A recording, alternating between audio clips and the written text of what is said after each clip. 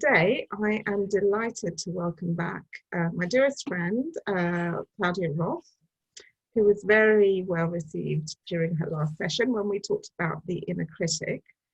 Claudia, say hi. Good morning.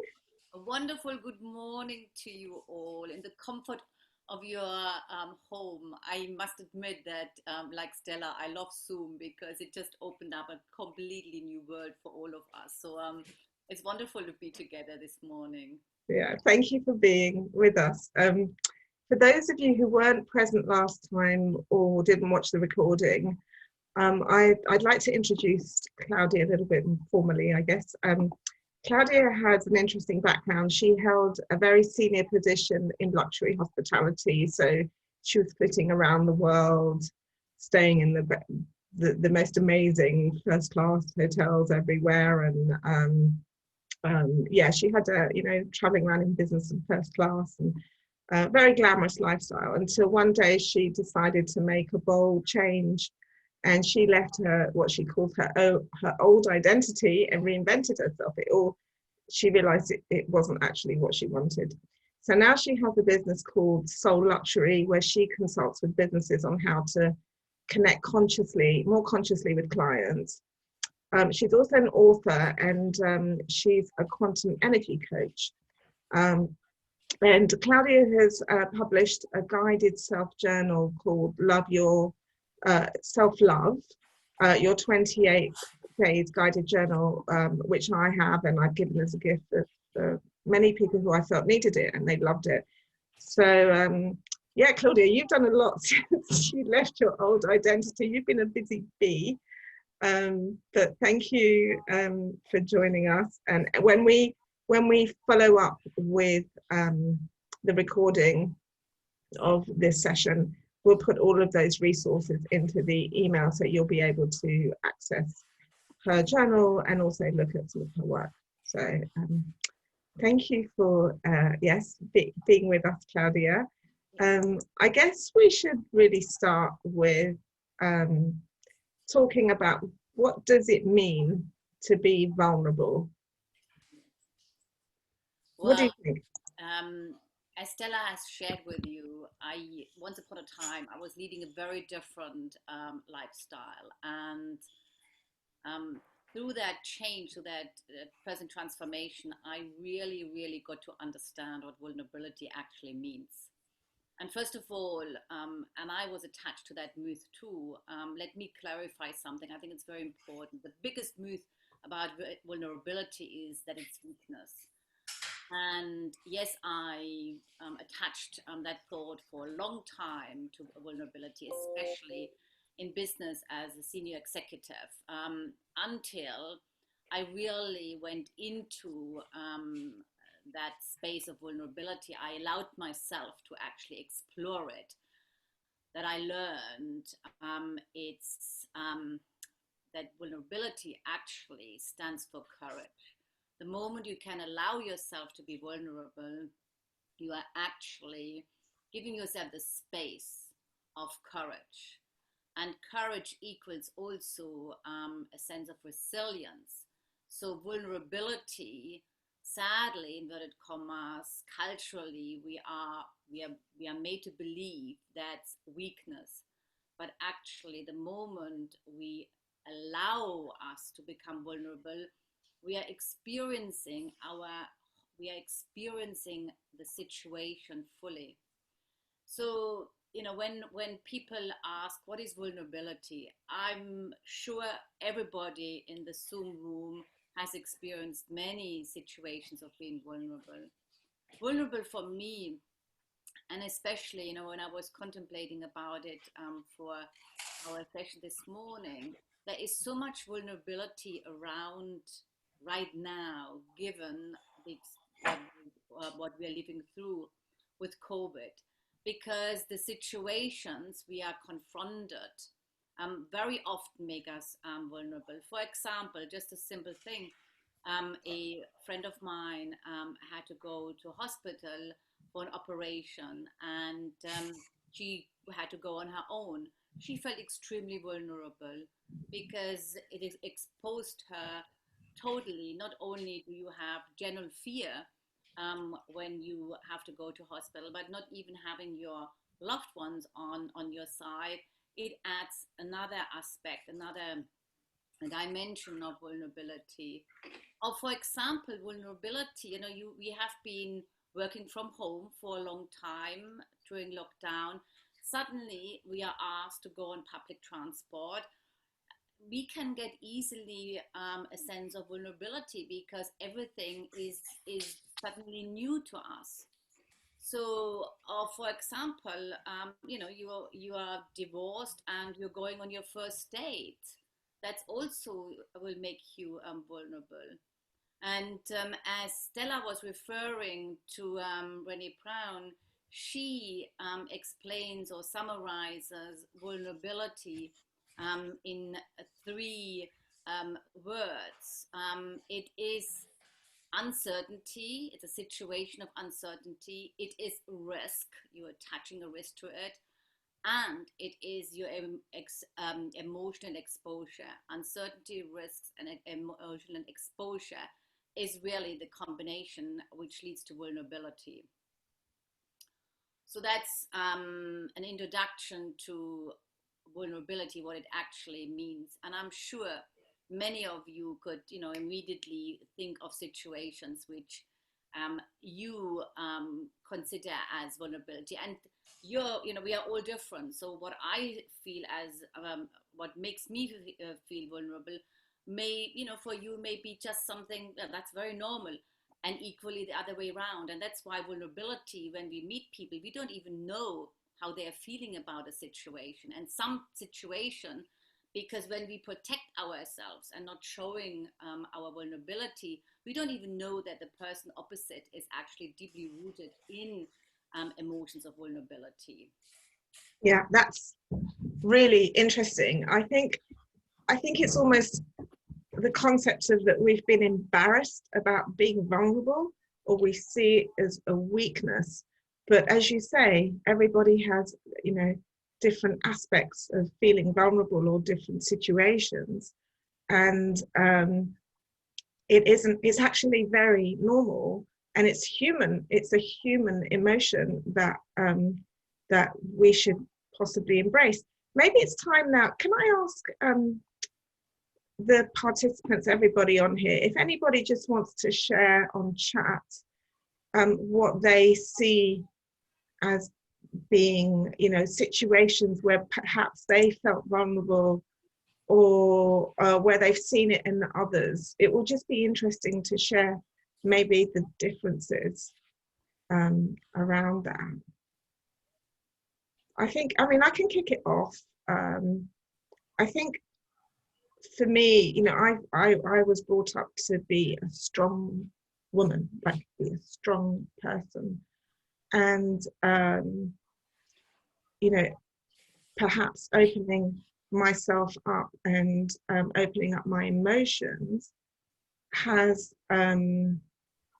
sometimes left me feeling a little bit vulnerable, that, oh, I'm showing weakness. And again, this is a very old paradigm. It's a kind of very outdated paradigm, but I've had to work through that. So I'm just kind of giving an example to kick it off.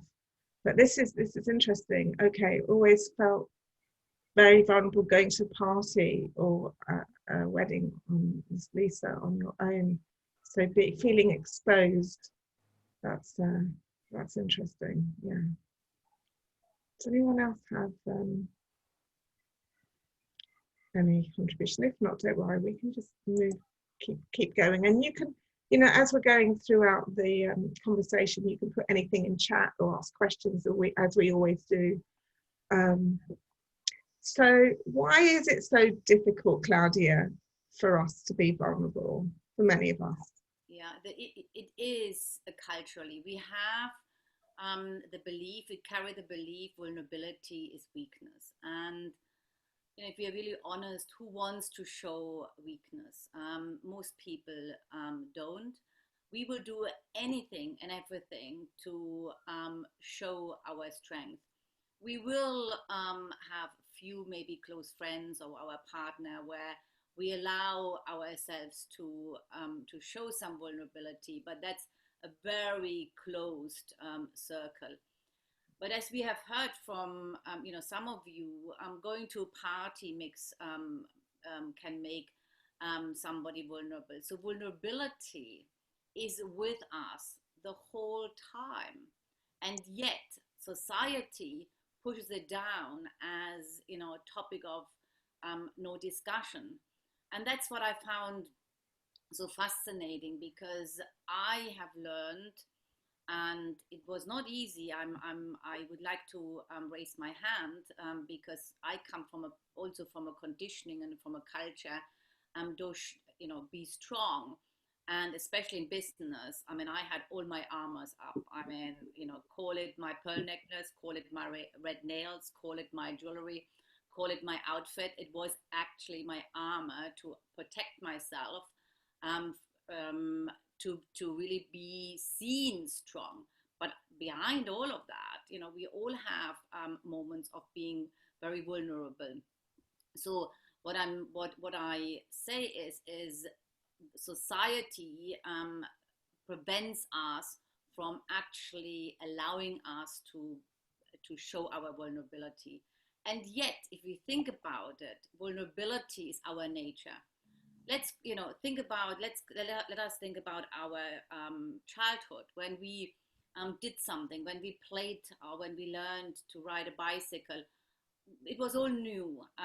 We would fall down, and the next moment we would jump up again. So we, at that age, we did not understand the concept of vulnerability. We just, fell down. It was not seen as a weakness. We just, got up again and went on the bike again and tried again. So vulnerability, inverted commas, our nature. Yet, as we become, as we progress in our life, we adopt beliefs, and vulnerability being seen as a weakness is a collective belief. So we are taking this on, and then that belief drives us to really, believe I can't show and I can't be vulnerable. So it is our conditioning. It's a collective belief. And through this conversation and through our own questioning, we can start to really see through our own, I would like to say it's a falseness, and not a falseness in a negative sense. It's just something we have adopted, and which through awareness, we can empower ourselves to shift it. So I believe it's the moment we allow ourselves to peek through what we believe is vulnerability, we can start to open up to really own a new experience of our own selves. Because beyond vulnerability is courage. And who doesn't need courage? Who doesn't want courage? And beyond that is resilience. So the moment we are open the door of vulnerability, we are discovering a completely new aspects of our own being, and beautiful aspects like resilience and courage. Yeah, that's very wise words, Claudia. I think partly our culture around, I was thinking about it when you were talking about when a child falls off their bike, or a child falls over when they're walking, and their instinct is to get up and continue, and so they're not feeling vulnerable. When it starts to shift is when you have another child laughing at them. Oh, ha, ha, look, you've fallen off your bike. And that's immediately when those feelings of vulnerability come in, because you feel like a failure. And that's like that conditioning that starts at a very young age from your peer set, your teachers, your parents, whatever it may be. And I think it's all around this fear of failure. It's very much, oh, if I fail, I'm vulnerable. And perhaps we can just touch on that a little bit, because those feelings of vulnerability are very much driven around what other people are thinking of us, or what other people are perceiving about our success or failure, or oh look, I'm a failure, or I didn't do this, or I didn't get to this position, or I didn't, whatever it may be. Can we touch on that a little bit? Yeah, it's we are conditioned, most of us, many of us, by what other people think of us. And the paradox is we cannot control what other people think about us. And that's where we give power away of being really, truly Hang our on, can I just ask everybody to put on mute, please, because background noise. Yeah. yeah, it's affecting the quality. Sorry, carry on. Yeah. Yeah. So failure. So we will do anything and everything to be seen, to be strong, to be, living a good life, success or whatever. And, if we now just take a touch on social media, that's all about, creating this beautiful life. So there is no space for failure. There is no space for vulnerability. And that's one, that's just our our innate nature of always wanting to look good. But actually, by giving reinforcing the sense of I'm strong, I need to keep up with society's expectation. The biggest learning for me is our we are denying the experience of who we truly are, and to actually keep up that face of look at me, everything is fine, etc. It is such hard work that if we always want to keep this up and show the success and leave that whole dynamic of failure away, it's incredibly um, tough life, because life, the true essence of life is made up of failure. And actually, again, when we allow ourselves to that experience of failing, um, we again discover another layer of ourselves. We discover strength, we discover courage.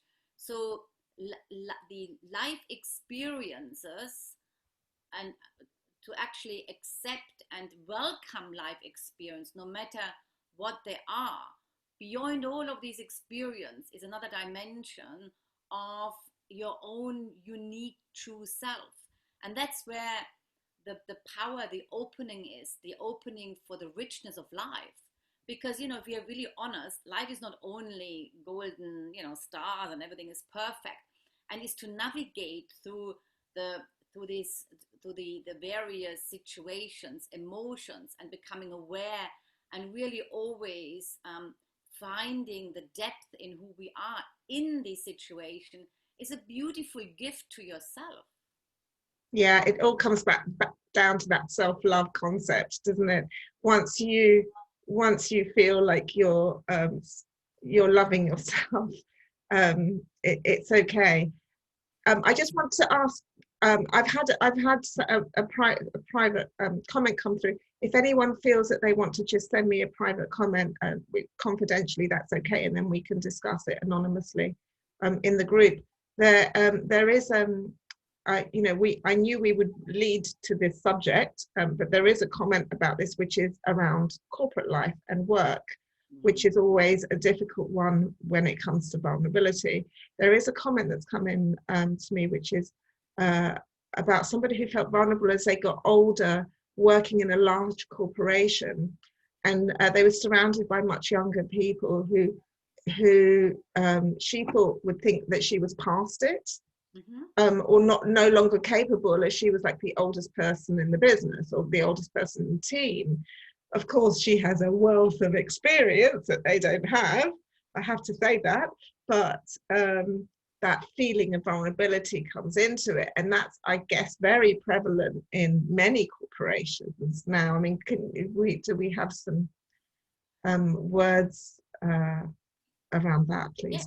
Yes, and vulnerability in business is a big subject, because yeah, the corporate world still is very much programmed that vulnerability equals weakness. Now, this particular situation is very interesting because what is happening is that um, the mind cannot own that in that extensive knowledge, wisdom, which somebody brings to the workplace by being older, and we individually interpret situations. So that person interpreted because she, I assume it was she, was older, that that equals the mind said, well, then you are no longer relevant because the workforce is younger, etc. But that's a story of the mind, and it means that you are not honoring fully who you truly are, because the wealth of knowledge you have, the experience you have, you have a conversation with somebody, you immediately know what is happening in that conversation without even having a need to deeply talk about everything. The younger generation, they don't have that experience. So it is about, really, it comes back to self-love, loving yourself for who you are and standing in your truth, in your power. Yeah, it's very much around that, isn't it? I think maybe it's around starting with being vulnerable to ourselves. So how can we do that, like to ourselves first? So allowing ourselves to let go, I guess, and work through our own our own feelings of insecurity, or our own feelings. How can you give us perhaps some ideas on how we can work through that? And Stella, you're absolutely right. When you start exploring your own inner world, as we talk about the subject of vulnerability, it is important to start off in a safe environment, because if you're sort of putting yourself out into a situation where where you feel really exposed, then that makes it even more difficult. So it's best to start off with really becoming aware what triggers vulnerability in you. That's the first thing. And what you will notice, often it's the same situation, maybe slightly wrapped differently. For example, being vulnerable going to parties. That also means maybe being vulnerable, being in a larger group of friends, as an example. Just an example. So it's the first step, is really becoming aware when you feel vulnerable and how it makes you feel. What exposes the vulnerability in you? What emotions does the vulnerability invoke in you? That's the very first step. And that exploration is, it's best done maybe, with a friend, or if you're if you feel comfortable with your own self. It's for me, it's a journey, becoming interested in our own inner world, because the moment we understand ourselves more deeply, we find so much treasure. However, before we find the treasure, we do have to go through a couple of hurdles, blockages, or whatever you want to, whatever you want to call it, because the moment we are able to access these treasures, we can shift situations to the benefit and to the joy of who we truly are. And it's beautiful, this unraveling. Yeah. Yeah. So it, on a practical level, I mean, I know you have this work in your self-guided journal, but on a practical level, it would be feeling those emotions and writing them down, and allowing ourselves to really feel what it is that, these emotions that we're going through. Yeah, I mean, for example, I just shared that with you as a guide. In day 5 of my self-love journal is where I talk about vulnerability is strength, and that's the first thing we need to reframe from seeing vulnerability as weakness to actually strength. And that's very powerful the moment we can do this. We allow vulnerability to really open up another dimension, as I said. And, you know, as Rumi said, the wand is the place where the light enters you. And that's the key. It's that place where there is so much wisdom, there is so much richness in you, which actually wants to be seen through that light. And one of the exercise which I found very very powerful is, what situations or people make you feel most vulnerable? Write down your feelings. That's the first step. Becoming aware of the situations and the people who make you vulnerable. Because the moment we know that, and we maybe encounter that person, we can prepare ourselves. We can actually become still and acknowledge that this situation or this person has got the potential to make me feel vulnerable. However, I now know how I may feel, and I choose not to go down I choose not to react on the emotions. So it's like pre-work, preconditioning, because Yeah. a lot of the emotions that come up when we're feeling vulnerable, they're things like shame. We can feel shamed.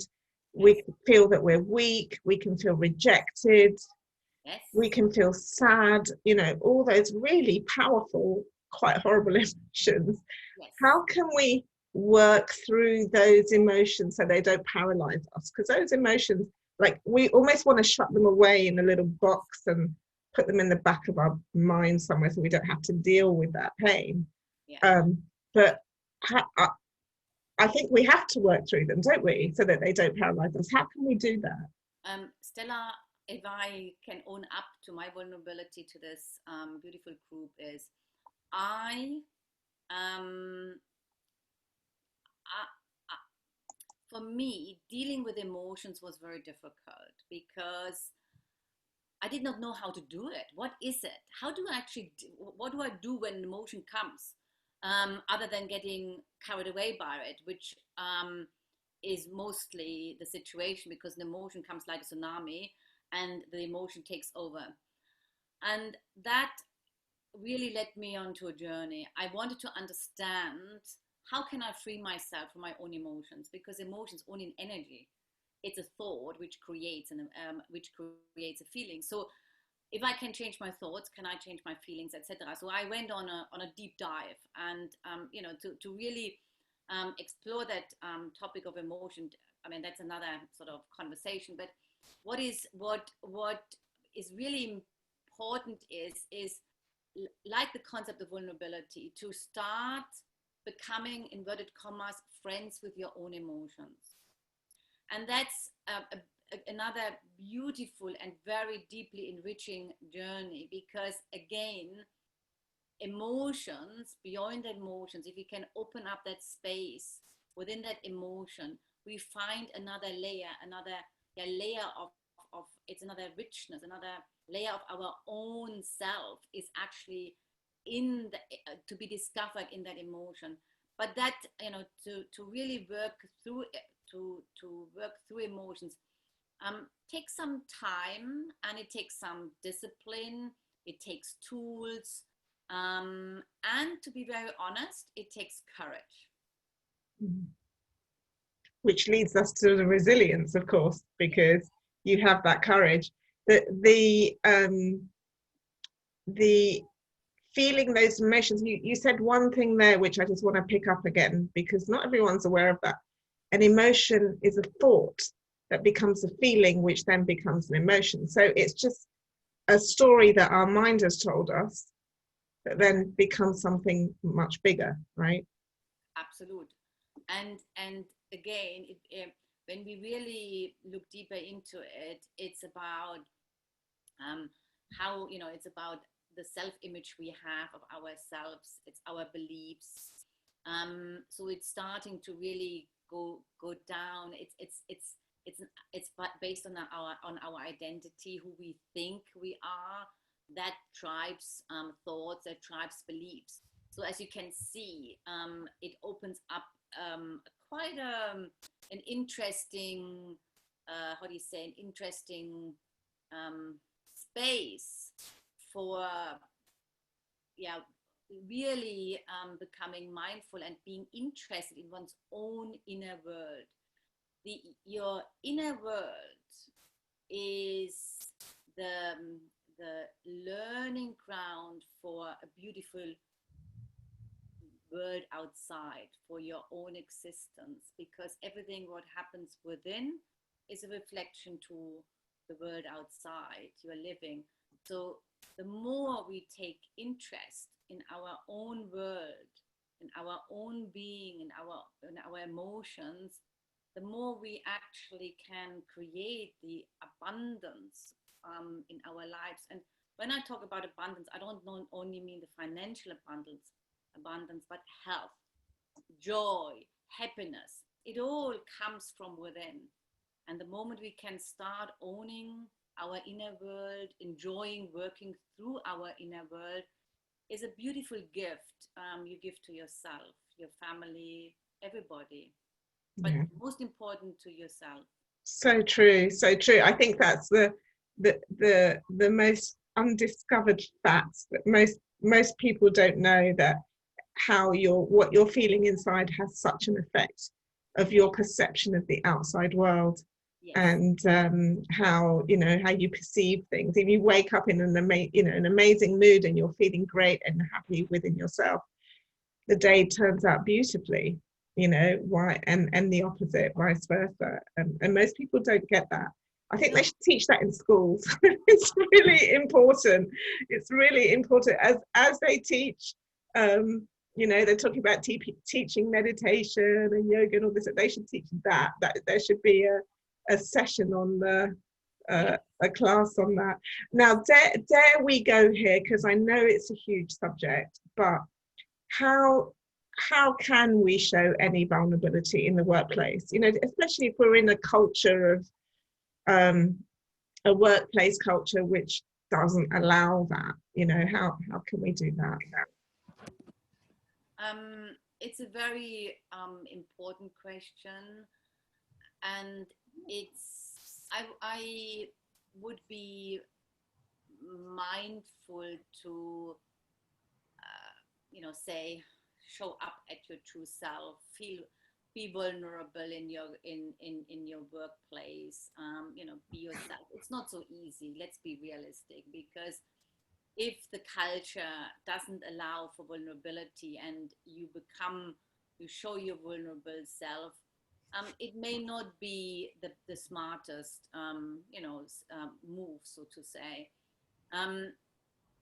However, what is important is that we own up to our own selves, i.e., we want to avoid compromising who we are in the workplace. If we choose to compromise because of situations, we want to hold on to our jobs, especially now given all the dynamics, then we need also to become aware, because not everybody can deal, i.e., your boss, your co-workers, can deal with you potentially being vulnerable. And we also have to really understand that to be vulnerable in the workplace, we also need to consider that the other person may not be able to handle yourself by being vulnerable. So my recommendation to myself is that I will always be very sensitive in the workplace, how much I open myself, because I don't want to make others feel uncomfortable.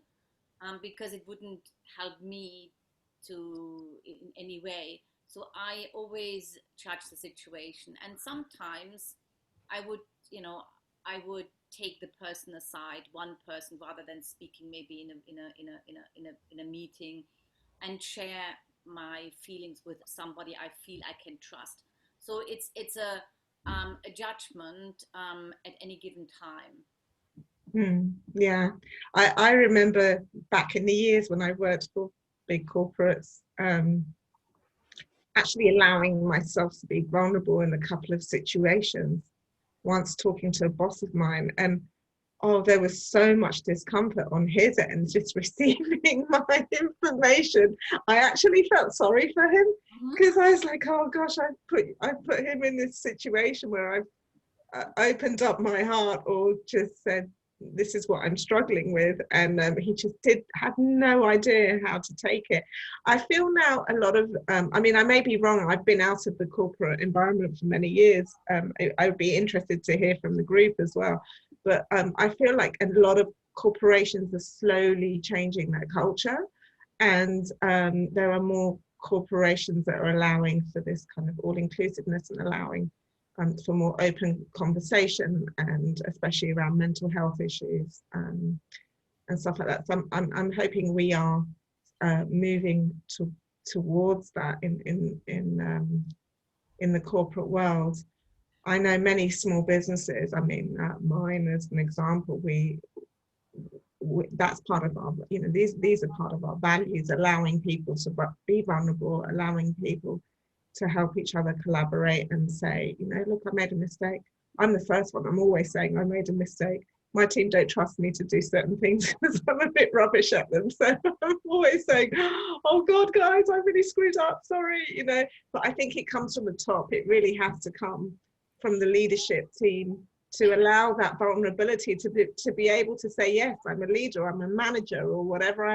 But I make mistakes. I'm not good at everything. I'm good at some things, and you're here because you're good at this, and you help me, you know. And that's that allowance of being vulnerable yourself and allowing your team to be that way too, you know. And actually, what I found over the years is that companies actually engaging people like myself to have these conversations about vulnerability, because leaders who are self-assured, they understand that there is vulnerability, and they also understand if they can break through the vulnerability, there is a whole nother dimension of, yeah, of possibilities. So workplaces are now starting to open up, also to other conversations. I mean, you know, having collective meditations, things like that. So um, companies are embracing that new dynamic of an all-inclusive, because what I found, where there is an incredible benefit, is we very often, and you know, I include myself, I put my business outfit on in my days, in the corporate days, and then I went Oh, off. I've lost you. Me, Stella, can you hear me? Can you hear me? Yes, sorry, it's something with my connection. Ah, I can hear you. no. So, what I was just saying, I don't know how far I got, but you know, we put our so-called business outfit on, our, you know, in my case, my armor. I went to on my trips, etc. And that was me then, just not even letting myself the space of being vulnerable. Now as I understand the power, of being vulnerable, I can now stand in my own truth. So vulnerability, allowing vulnerability, really means standing in your own truth, and that's courage. That is so much courage, that it's a gift to yourself. Yeah, absolutely. How about personal relationships? So, you know, that's a different subject, but showing vulnerability with a partner or a spouse, you know, especially if there's some kind of dynamic there where there's there's a little bit of a power play, or not being in control or being in control, or sometimes on the flip side, being too vulnerable and our partner not being able to deal with it. I don't know, has anyone encountered anything like that? That I know Claudia and I, we've talked about this before.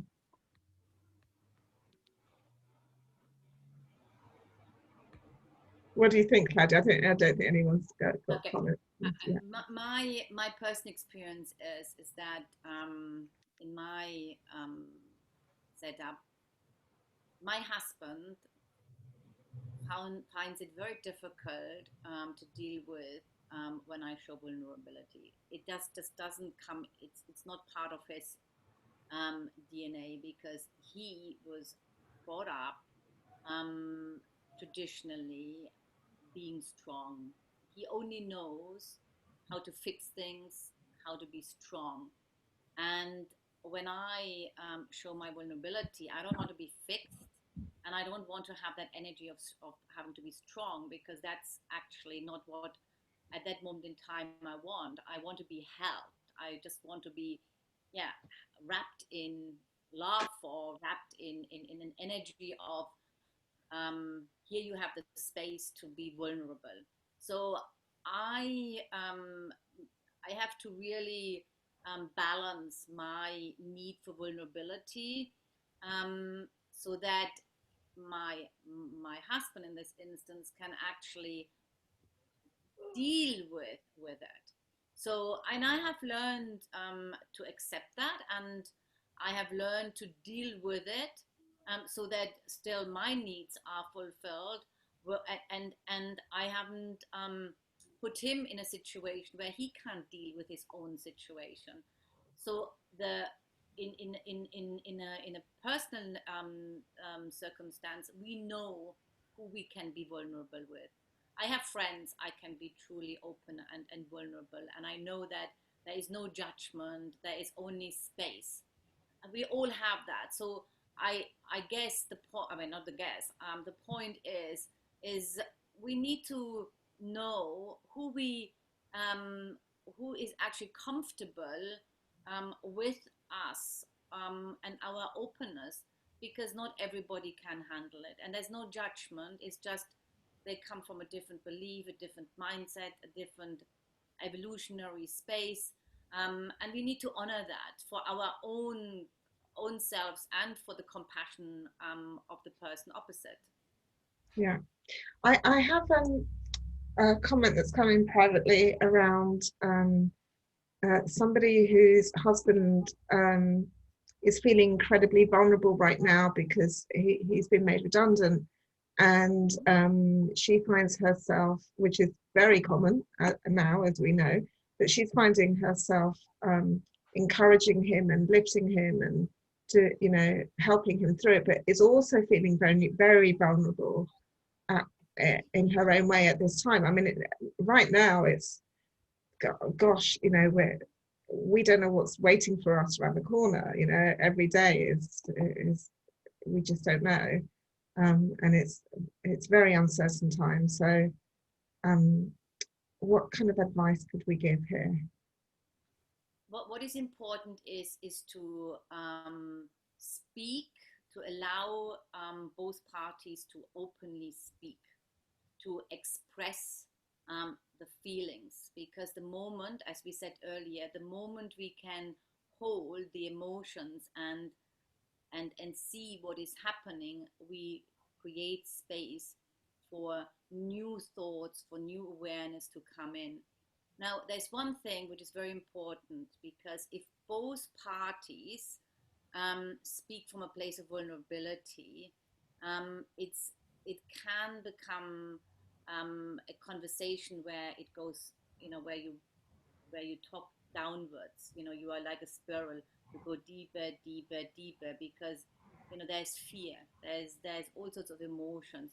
So one of the parties um, must try to really be very present for the conversation, so that the energy, the conversation stays at a level where it's, I don't want, the word neutral is not right, but at a level of consciousness that it doesn't fall into a trauma, but actually it's a neutral space of expressing how we feel.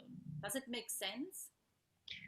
Yeah, I think so. I think that makes sense. I think it, like, just to paraphrase, if we, if with our partners, we're both showing our vulnerability, it can become a quite depressing and dramatic Yeah. space, and we drive each other down. But and it can also be like a lot of self-pity around that too, I guess.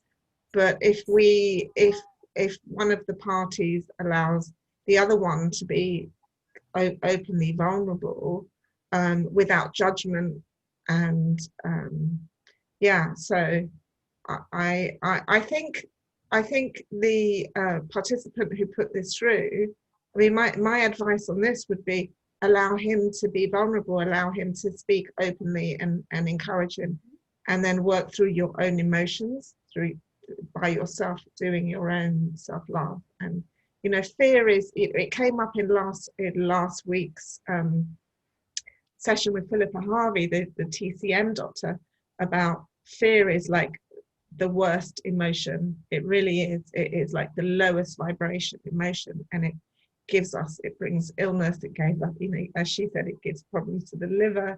But it's like finding ways to remove that fear and change your own vibration so that you can uplift him. But easier said than done, of course. And thank you for sharing that. It's a great example of what people are dealing with today, nowadays. But I think and as someone else has also find a support network, maybe a friend or somebody that you can show your vulnerability to. That's a really, thank you, Margaret. It's really good comment there, that you can feel safe to show your vulnerability, to, and talk through your doubts and fears. So how does showing these like emotions make you resilient, or accepting these emotions?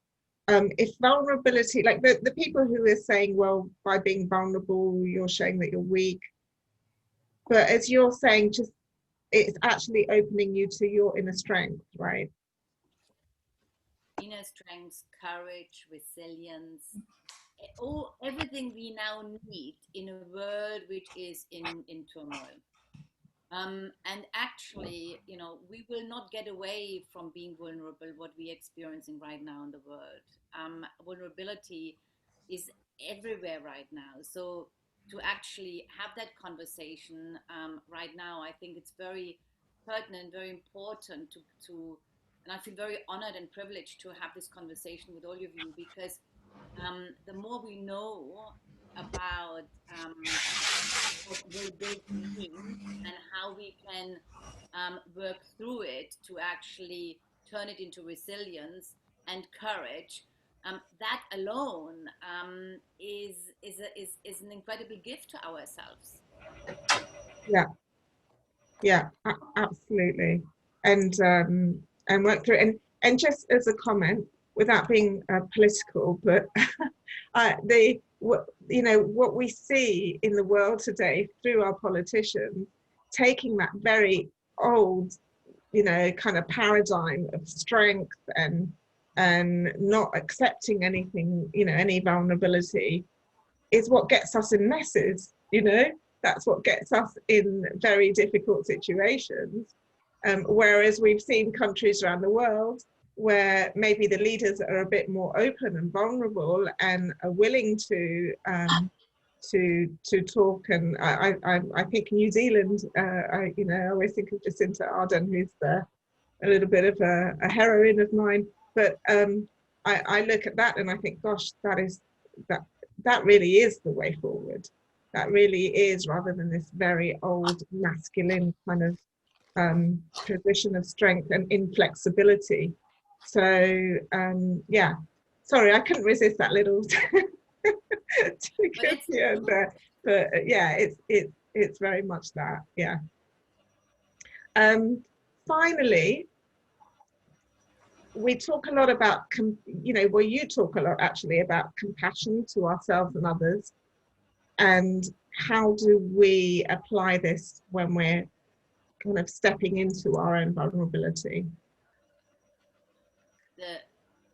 in order to allow us to feel vulnerability, we that is a sign of compassion to ourselves, because we are owning all facets what is being presented as life to us. And compassion is another gift. The more compassion, the more self-love we can carry, we can own, embody, the more, again, can we fully be showing up in our lives. And compassion is a very high frequency. And as we know, and some of us believe, our expression, our life, everything what we are is energy. So the more, it's very important, especially now with all what everything happens in the world, to keep our energy, our frequency high. And compassion for oneself also then leads to compassion to others, which is another gift, to embrace another aspect of life. So compassion starts with honoring our feelings, not overstepping our own mark, not pushing ourselves to doing something which we actually don't want. So again, compassion requires a self-understanding, because very often we are driven doing something because of a collective belief, and compassion again means we are owning just another bit of who we truly are. So it's a beautiful puzzle, um, to get back to our essence, to the beauty, who we all are. Wonderful, thank you. So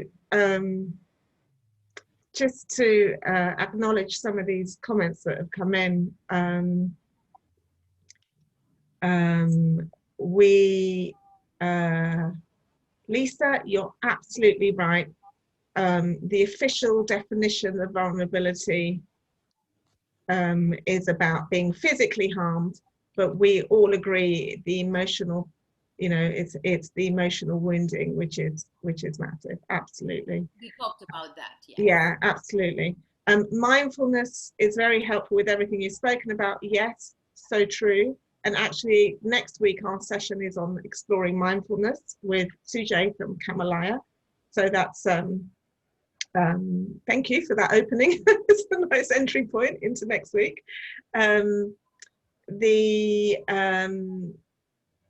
Margaret says, Brené Brown, vulnerability is a birthplace of connection and the path to the feeling of worthiness. If it doesn't feel vulnerable, the sharing is probably not constructive.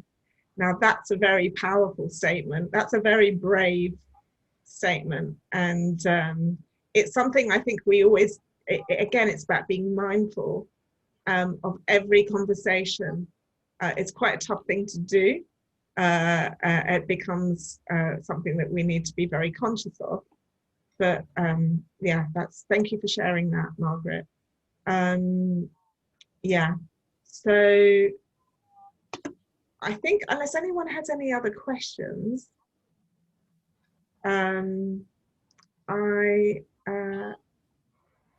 we can close the session.